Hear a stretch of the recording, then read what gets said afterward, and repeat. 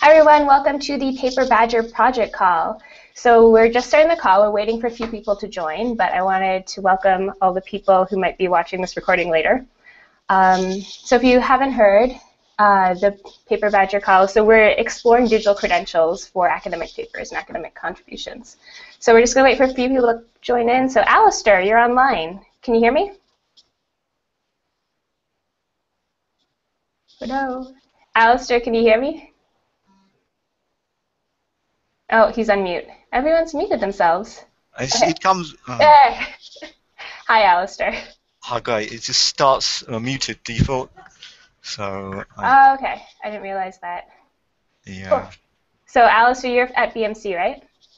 Yeah, with Springer actually. But Springer, we used to be with BMC. We all moved over about 2 years ago. Okay. So yeah. That makes sense. Yeah. Yeah. Cool. So we'll just wait a little bit longer for the rest of the people to join. So I think, so it looks like David's on this call, but I'm not sure which David it is. Right. Or if he can hear us. David, please unmute yourself if you're here. Is there a way of sending a text? I don't know, as to say. Huh. Yeah, there's a chat At the top. Yeah. Maybe if you send a chat to people and if they've seen it, I don't know if it comes up. Might come up. I don't know if it's still that one. Maybe. Yeah. Okay. I think it's David Lake from PLOS. Right. He signed up on the Etherpad. Yeah, I saw the Etherpad like sitting behind here. We need to see another window. Hang on. Okay, let's. I don't know. Here, I'll write it in the Etherpad. Okay. Oh yeah, you can do that. Oh yeah, he says he can't unmute. Oh, that's too bad. Mute. Odd. That is odd. Are you? I'll type it in. Are you on the web interface? Yeah, because there should be a button at the top. Yeah, it's right at the top. Yeah, unless he's called in from a phone or something. Could have done. Yeah, that might be it. Right, hang on, let's put these Windows on. I've got this horrible Windows 7 and then you hit the wrong thing, it expands everything. Yeah, that can do it. Okay, we'll let David figure that out. Okay. And then I think Omar and Rob are joining us from Springer as well. Omar will do, but Rob's in another meeting. Okay. You know how it is. Yeah. Right. Oh, too bad with David. Let's see. I think I can unmute him, maybe. Yeah, I think the leader has control of the microphones. If you're a leader, you could try doing that if he hasn't realised how to. I'm trying. It's a bit quirky. Yeah. It says muted. I can't. Yeah, I can eject him. Mine actually says it's muted. Maybe you unmuted me and. Maybe. I tried. I can mute myself. I'm not used to this. Hey Omar. Hey Omar. Can you hear us? I see Omar's joined. Yeah, just sits behind me. So Okay. Should be there. Okay, I can mute people, but I can't unmute certain people. Yeah, I can't unmute. Oh right, yeah, I suppose that makes sense. Omar, can you hear us? Can you see us? Oh, Omar's gone. Omar? You must have hit the wrong thing. Let's try and come. Oh, he's disconnected. It's all right. It's a technical, one of those technical things. Yeah, Heather's here too. Hi, Heather. Oh, hi. Is it possible that David can't get in because there's a problem with his device, and maybe David needs to log out and log back in so that it reconnects with his microphone? That might be it. David, if you heard that, maybe try that. Yeah, my cousin actually works for Google. He's David as well. But Oh. I'm not sure he works on this product, so Yeah, maybe not. Okay. Weird. So yeah, David says he can see the unmute button, but no luck. If he can hear us all fine. So. Okay. Okay, I think he's trying it. He's trying to restart. He just left the meeting.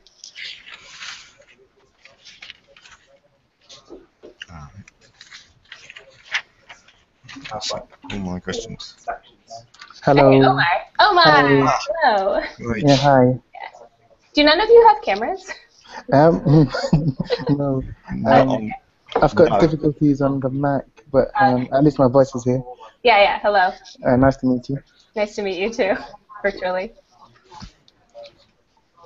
Okay, let's wait a little bit for for David to join back. Sorry. Sure. Cool. So Omar, how long have you been at Springer? Nearly 5 years now. Okay, wow, that's a while. Been here for quite a while, yeah. Yeah, that's cool. Okay, David's back. Can you unmute? Cool. Oh, I don't know if you can. It's okay, we can read all of your chats, David, if you can't figure out the unmute. That's too bad. Mm-hmm. Okay.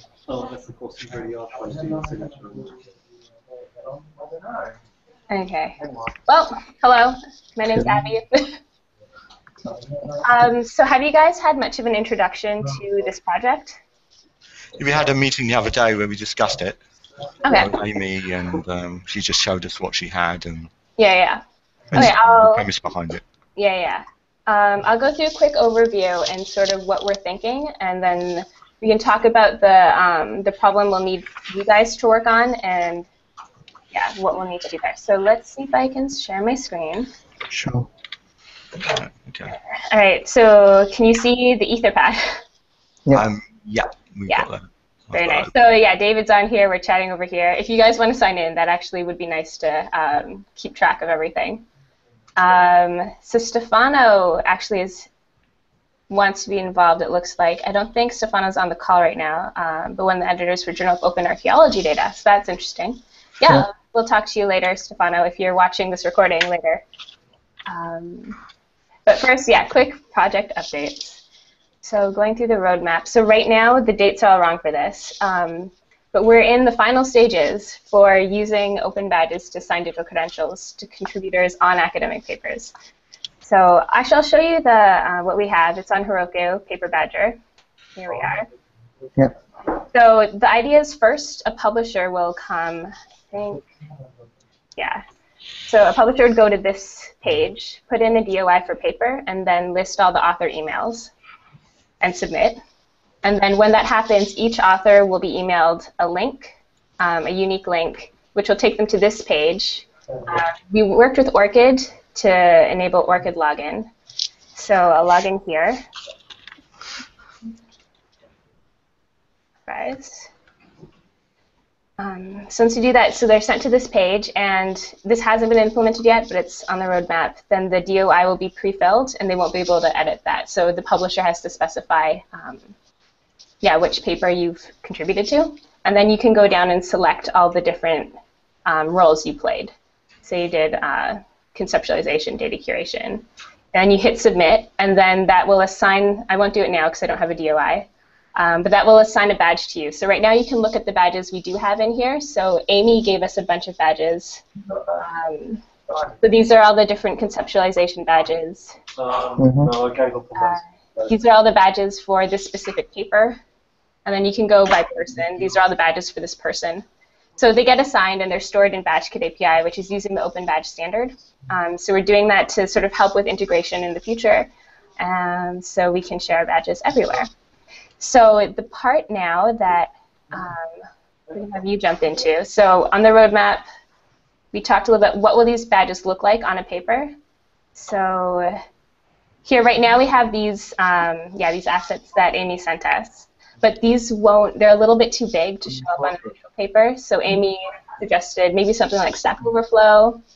And then we suggested something like this, where you have that didn't expand at all. Okay. The paper title and just little dots for like each badge beside each author. So I don't know, Amy mentioned that you guys were going to talk about design. Has she gone over this much with you? Not really. We had another idea. Okay, yeah. Because I do quite a bit of design as well. So I was just thinking, instead of showing every author with every badge, we just show all the badges for the specific paper that have been assigned. And underneath we specify which authors have those badges, and then we can make this flowable in the container. Okay. And then hopefully resizable. We were talking maybe we could make the badges SVG. Okay, yeah. So that's another way of looking at it. It's just another way we were thinking. Yeah, that does make sense. Otherwise, because we have 30 authors on some of our papers, It's true, yeah. we could just show all these badges and we could show dots, but that might be confusing. That's true, yeah. I think that for most papers, though, they would have almost all of the badges. Just if you look at what the rules are. Right. Yeah, like someone has to do most of these things for each paper. Well, it depends how complex the papers are, because I just work in science. Yeah, so it's true. it's possible, not. I don't know. Depends on the type of paper it is. You know, if it's a research article, maybe, but some other. Yeah. I'm not sure about, to be honest. Okay. Do you have like do you have that documented anywhere, or like your idea with showing all the badges for each paper? Not yet, because I'm not sure how to include that in your, you know, in your flow. So if there's a way of doing that, then I can make that available.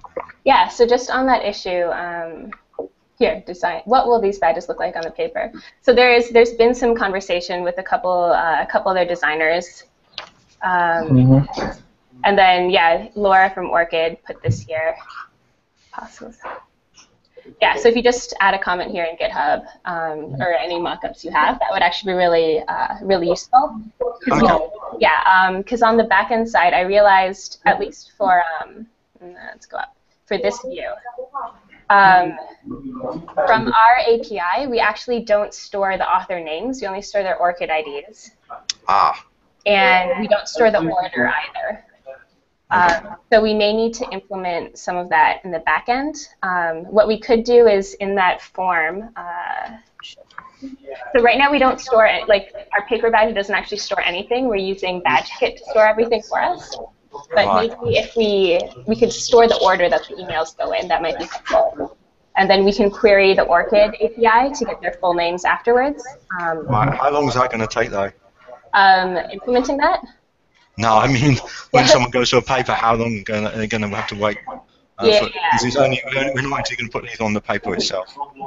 At the moment, we've got an access page where we stick all the type of information, article accesses, and all that this metadata. Yeah, that could take longer. Well, we could do these up front. Like when we're creating the badge, we'll throw in the author name. Okay. Yeah, because we would be able to get that information when people are creating the badge from the issue page. So we'll have it. We can toss it in there. That would actually be pretty trivial. The order, though, that might be harder to try to get. I guess order is pretty important. But don't we have an order of what these badges should appear in? Sort of like if of importance or something, or will they be shown in alphabetical order, or the badges be shown in some other order? That's true. Like maybe the order doesn't matter at all. Just if we. I don't think it would matter. Okay. Okay, that's fine then. Yeah, just because if we were doing something like this, then yeah, that would be different. Okay, so we can throw in the author names pretty easily. Yeah, as long as it's in the JSON, because the JSON I've seen at the moment looks quite complex. Yeah, so that's the open badge standard. Yeah, that really needs to stay in the back end. We just shouldn't really have to see that in the front end at all. Yeah, so here's... We have to do it for every single badge. And the other problem we have, we've had this before, is that every single time you go to a paper, whether there is a badge or not, that's going to go back to your server and query. So any way around that, so we could cache it or something, whatever. Yeah, so we can throw up a CDN pretty easily, so that like the first time you go to a paper, it'll cache it. Yeah, because some of these badges, some of these articles have really large, highly accessed. Yeah, so that's going to really. Yeah, we can. We can deal with that. I think we can deal with that a bit later. I think right now let's just try to get everything. Well, the way I see it, let's try to get everything working, and then before you hit the production button, we'll try to throw the CDN. Yeah, cool. No, that's a later layer anyway, but it's something we need to think about because we've had this before and it cost us quite a lot, and suddenly our thing stopped working, and it cost a bit of head scratching. And I don't want this to happen to you again because these projects sort of, people lose interest. Yeah, it's true. Yeah, thanks for thinking of that. But yeah, so for we can throw in So we have orchid here. We can throw in another value that just says author name, maybe. We'll figure out what to call it, maybe name. We'll add that there. So if you want to start, if you want to start playing with the endpoints, this is what is in there. So we have the badge, and we have an image right now. It's just a PNG. We can change that to, SVG makes a lot of sense. Yeah. So if you click my card and you say the town. Okay. That's what we have for designing badges. So did you guys have any other questions? Yeah, well, I'm still concerned about the amount of JSON that you're throwing at us, because there's lots of things with nulls and we really just need a simplified form of all the stuff that we need, and that's it. Mm-hmm. Yeah, the problem is this is the Open Badge standard. So, like, we chose to use Open Badges because of the standard. So it is a lot of JSON. But yeah, we can't. We're trying to keep to standards that we can. No, I realise that, but so anyway, we can put allow in front of that and just push out a simplified form of JSON, just so one thing, rather than what you have at the back end is one thing. But can't we just filter that down and say, okay, we just need the image, we just need author names and stuff like that. Yeah. That's all we need. It's true, but then just in terms of like integration with other systems, if we wanted to, because then since this is part of the Open Badge standard, we could push this back into anyone else that's using the same standard. So that's why we kind of wanted to use this schema, the Open Badge schema. But we'll see how much of an overhead this JSON is. I do see your point, though. By just getting a list of authors is all you actually need. Yeah. Okay. So many things to think about. Yeah. Do you have any other concerns with this approach? Yeah. At the moment, the API, we needed some examples to see how to actually put this together. Just trying to get our head around some of the things you've got in Git and documentation. It's not very clear at the moment. Yeah, sorry about that. So these endpoints should all work now. So you're probably most interested in this and getting all badge instances for paper. Right. There's the DOI and the badge. Yeah, that's probably the one you're most interested in. Oh, sorry, I didn't mean to click it in.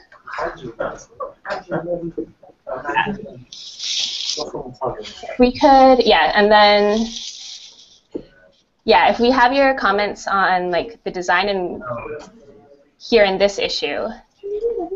I have this open twice. Where did my roadmap go? Oh.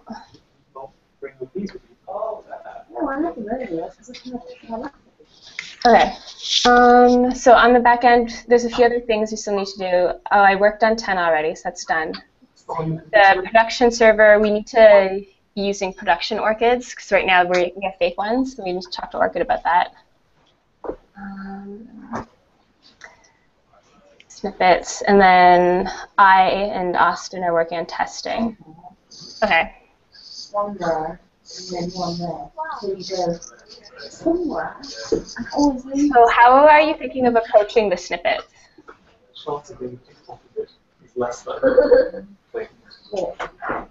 When you say snippet, you address that goes, is that a question addressed to us? Or sorry. Yeah, it's to you guys. So we do want this to be able to integrate like both with PLOS and with your stuff and with like whatever other journal wants to be involved. So that's why we were thinking just a JavaScript snippet that you'll put on the page will fetch from our API. Right. And then display badges. So, well, do you have anything right now that we can have a look at? What do you mean? Well, so we can actually, how we actually would go about displaying these snippets from an ORCID ID, and so we take the ORCID ID, or we don't. Well, first of all, we have to provide you, I suppose, with the DOI, and then it should come back with a list of badges or ORCID IDs or whatever. Or because we don't want to have to go. Do we have to go back to? No, so you provide us with here in the URL. There's the that's a DOI actually. Sorry. Yeah, it has to be a DOI. We can't. Yeah. And then so you just get the DOI. Then from here you get each badge has an ORCID attached to it. There's one right there. Right. along with the badge type. Right. How do we know what the authors are, though? The So authors how do got we know? How do we know how to look that up? So with our list of authors in the citation, which ones actually have badges and which badges? Yeah, this will give you a list of every badge instance. So each Right. badge instance will have an ORCID ID, and we'll add the author name. So we'll add that to the issuing process. Okay. And then you can see they also have the badge objects. So it'll tell you which badge they have, and all the Right. imagery and stuff like that. Okay. Yeah, is that enough to work with? Yeah, it will be for now. But the only thing is, well, it depends on how we cited the authors. So you might cite the authors differently than we have for some reason, for that matter. Yeah, it's true. We'll cite them because we're just going to get whatever comes back from ORCID. So Right. this Okay. Well, we might have to make that clear there somewhere, so some of the authors don't get upset. Yeah. So And, we'll probably just get their full name actually. Right. Okay.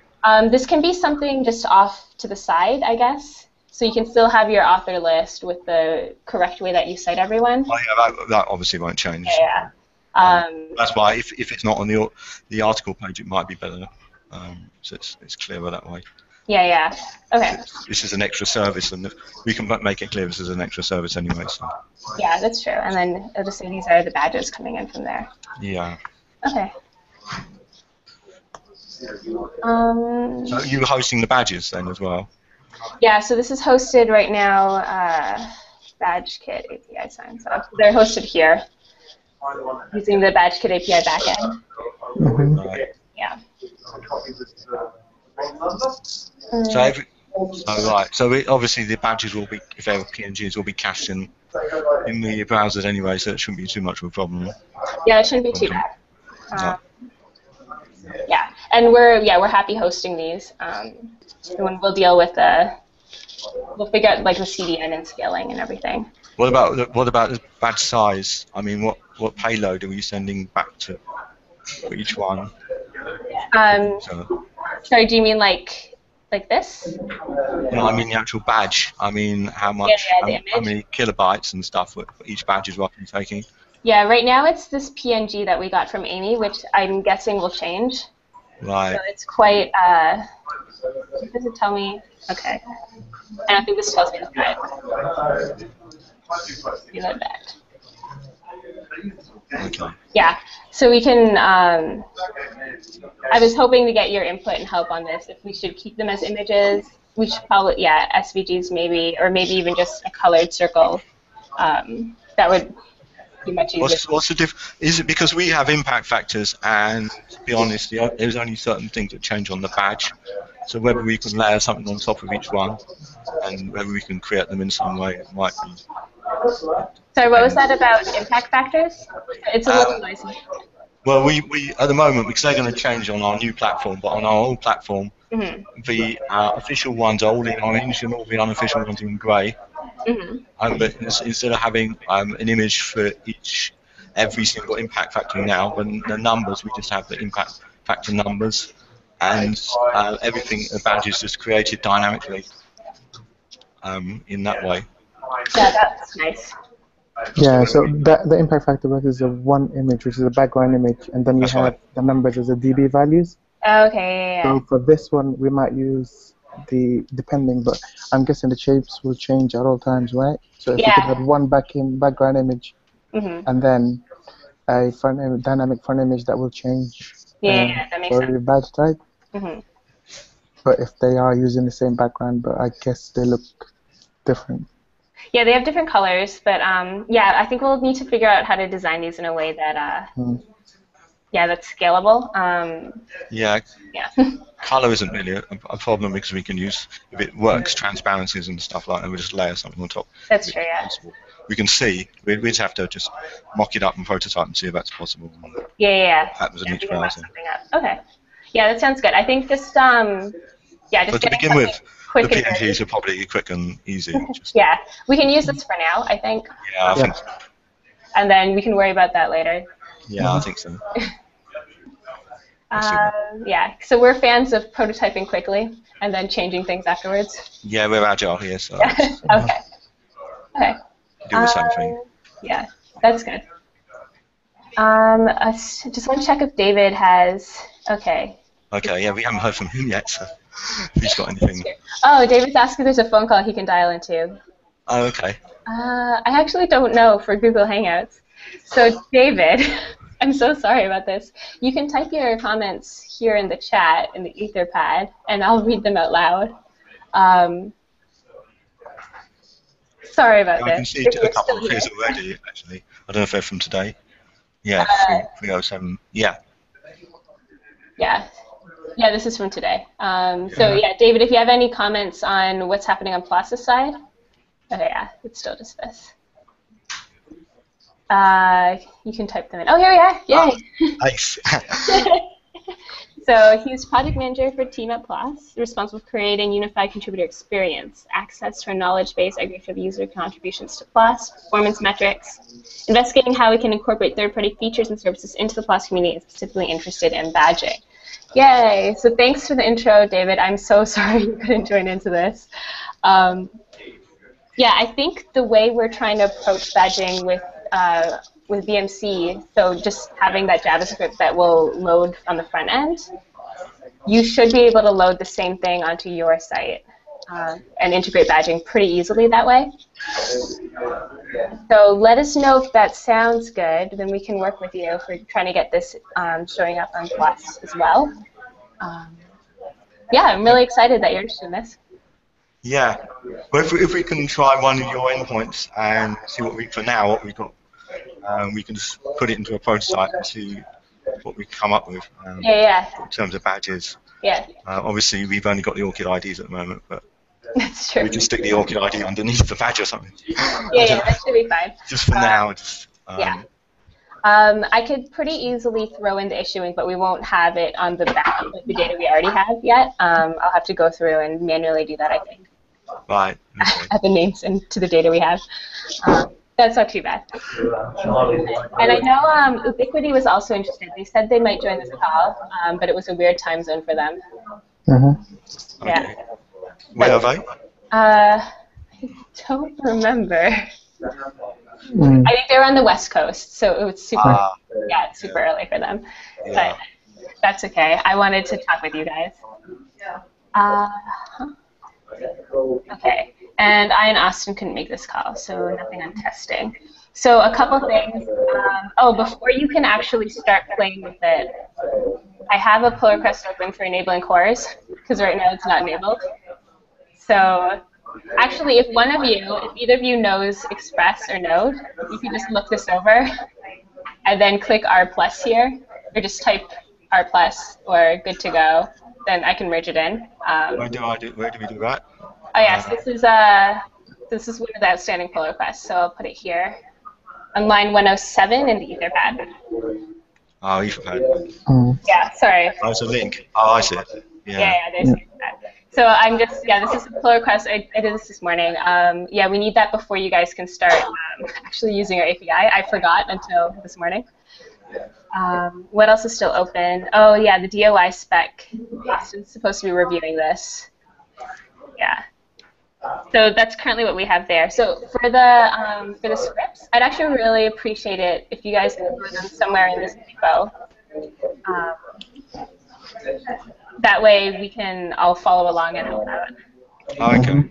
Yeah. So what do we need to do with cores? Of course. Yeah, I just need to, I enabled cores in the pull request, so I can't merge it in until someone reviews it. Okay. Yeah, so if you guys think this looks right, I think that's right. Just allow access origin, yeah. Then you can just, I see. Yeah, just R+. Cool. So the way we work here, generally, all changes are made via pull request, even my own, and then we don't merge it in until someone reviews it. Okay. Okay. So how do we do? Right. Okay. Yeah. So to review, I think we have it in our contributing. Okay, pull request. Those aren't too important. If your pull request is ready for review, another contributor will be signed within 1 business day. I don't think that's always true. Sorry.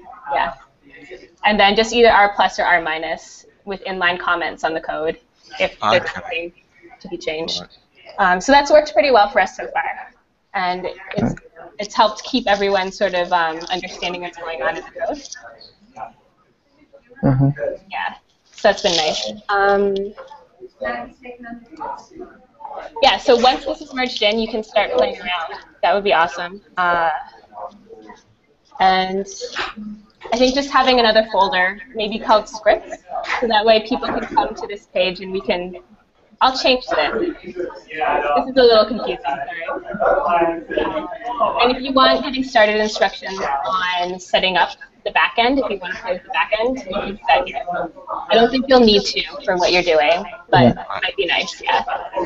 And I can send you the secrets we have. Yeah. Okay. Yeah.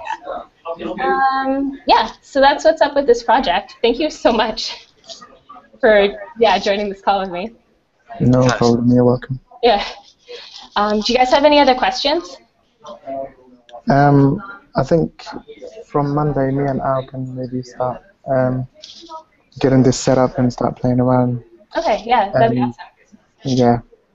Yeah, I think today I'll work on adding the names. I have some free time today. Mm-hmm. So then it should be ready for you on Monday to start playing around. Yeah, we'll try and put some kind of prototype on the JSON. Yeah, that'd be amazing. Yeah, I'm sorry the JSON's like not the best format. If it's incredibly if you think it's better for us to leave the Open Badge standard just to get a simpler JSON, I can definitely see that point. If it gets like too unwieldy, let me know. Mm-hmm. Then we'll probably change it if it's too unwieldy. We might be able to put a now on top of it from our end, maybe if that's maybe maybe that's easier for you. Yeah, so you can. Thanks so much for all your help here. Nice. Thank you. Thanks. I have a question before you go. Yeah. Does anyone approve the badges that you select? For example, I'm imagining an undergrad trying to claim they contributed far, far more than what they actually did. Is there anyone to stop them from doing that, or any? Not in this MVP. So right now, they will be stopped from like claiming badges on papers they didn't author at all. But yeah, they could claim all the badges right now. So maybe for later ones, we'll have like flags or something so people can test the badges. Yeah, because for a while we thought about maybe the first author would have to sign badges for everyone, but that might be too much. So we landed on this. So we're going to see how this plays out. Okay. Everyone claims their own badges. It's a little bit, it's a bit of the honor system, but it's not our final product, don't worry. Okay. So thanks everyone for calling in. Sorry, David, that you couldn't join in. Let's see if David said anything else. Oh, look, Heather. Badge orders. It's okay. Someone approved the badges. Okay, yeah. Sorry, that was late, Heather. I haven't been looking at the chat. All right, thanks for joining in, everyone. I think that's everything I have, and I think I'm pretty hopeful that we can actually have something running for September 1st. Yeah, it might not be perfect, but we'll have something. I'll stop sharing. Thanks everyone. Is there one more question, actually? Is there any way of seeing who the author is, for instance, because we have corresponding authors and stuff like that? We can put a symbol against their name or something, and then it's clear, if it's a student or someone lower down, and they're obviously not the PI or the grant holder of the paper, and if they actually wrote it, they might be the PhD student. And that might be a way of, you sort of can have a look at it. Your peers can say, oh, hey, it's easier for moderation or something. No, that's true. I think, because this will be beside the real list of authors, where it will say who the corresponding author is and who so maybe they can figure it out by looking at both. I don't know if we can store that right now. We don't have a database on the batch side. That's a good point. Yeah, we do have all that information in the XML, but I'm not sure how easy it is once it's in the front end. Yeah, it might be tricky, especially if we're trying to do this across different journals. Cool. Yeah. Is there anything else? No, not currently. not until we have a go and see how this works out. Yeah, and feel free to, put me an IR. At some point, I'm not going and try to keep your stuff in GitHub so that I can see the progress and maybe help you guys out, answer any questions you did have. Sure. All right, Okay. thank you so much. This is Thank great. you. I'm hopeful. Yay. Thank you. Thanks. Bye. See ya. Bye. Bye. And bye.